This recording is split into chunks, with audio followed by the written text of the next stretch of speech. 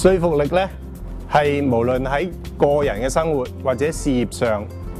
必須具備嘅能力。如果想成功，如果想同人融洽咁相處，就必須具備說服力。說服力咧係一種力量，一種影響第二個人嘅態度啦、意見啦或者行為嘅力量。成功嘅說服者唔單止能夠使說服嘅對象接受你嘅意見，或者跟隨你嘅意見去採取行動，最重要嘅仲係能夠使到第二個人說服返自己你想要佢哋做嘅嘢。所以話咧，說服能力係一門學問，亦都係一種生命嘅藝術。影響力咧就係遊說者恰當咁利用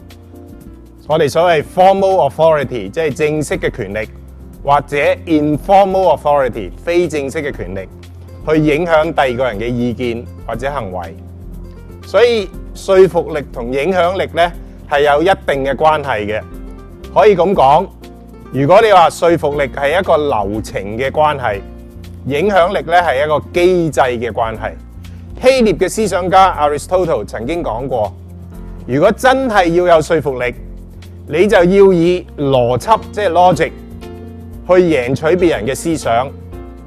以感性即係 emotional appeal 去贏取別人嘅心，同埋咧最重要嘅其實係識得管理自己嘅言行，